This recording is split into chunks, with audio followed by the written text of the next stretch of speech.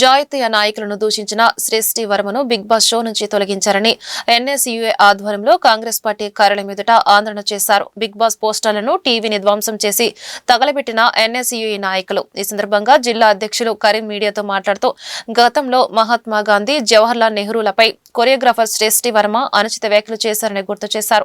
దానిపై గతంలోనే గుంటూరు నగరంలో కేసులు నమోదు చేశారని చెప్పారు. బిగ్ బాస్ 9 కి శ్రేష్ఠి వర్మను కంటెస్టెంట్ గా తీసుకోవడం దారుణమని అన్నారు. దేశ నాయకులను దూషించిన శ్రేష్ఠి వర్మను బిగ్ బాస్ షోకి ఎందుకు తీసుకున్నారో నిర్వాహకులు నాగార్జున సమాధానం చెప్పారని ప్రశ్నించారు.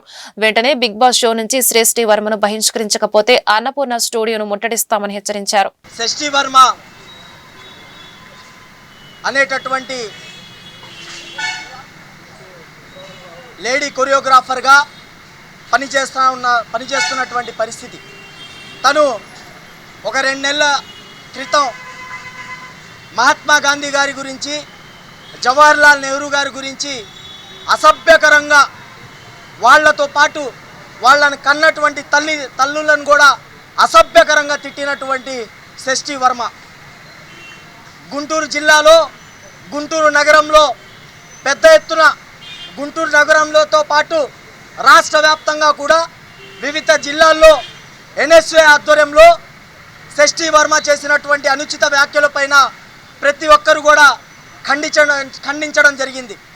దానిపైన గుంటూరు జిల్లాలో, నగరంలో పెద్ద ఎత్తున పోరాటం భాగంగా గుంటూరు నగరంపాలెం పోలీస్ స్టేషన్లో శ్రేష్ఠి వర్మ కొరియోగ్రాఫర్ పైన 3 సెక్షన్ల కింద కేసు నమోదు చేయడం జరిగింది.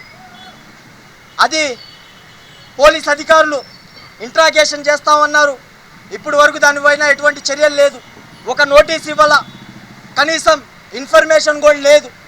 అంటే పూర్తి స్థాయిలో కూడా ఈ భారతదేశాన్ని స్వతంత్రం తీసుకొని వచ్చినటువంటి మహాయోధులు, అలాంటి సమరయోధులను అసభ్యకరంగా మాట్లాడినప్పటికి కూడా 90 రోజులు పైబడి అయినప్పటికి కూడా ఇప్పటి వరకు శ్రేష్ఠి వర్మ కొరియోగ్రాఫర్ పైన ఎటువంటి చర్యలు లేకపోవడం నిజంగా చాలా బాధాకరమైనటువంటి విషయం, సిగ్గుచేటుగా భావిస్తూ ఉన్నాం.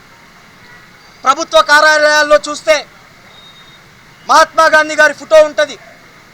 మహాత్మా గాంధీ గారి జయంతికి దండేస్తారు, మహాత్మా గాంధీ గారి వర్ధంతికి దండేస్తారు.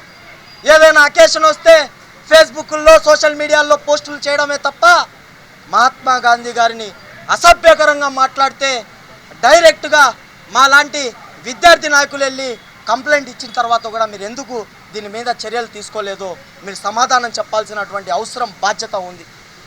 అది పక్కన పెడితే రీసెంట్గా వచ్చినటువంటి బిగ్ బాస్ 9 అనేటటువంటి సీజన్లో అనేకమైనటువంటి కంటెస్టెంట్లను బిగ్ బాస్ హౌస్లోకి పంపించడం జరిగింది. మంచిదే, మేము ఏ రోజు కూడా బిగ్ బాస్ హౌస్ని వ్యతిరేకంగా ఎప్పుడు మాట్లాడలా. అది వాళ్ళ లబ్ధి కోసం, వాళ్ళ ఎంటర్టైన్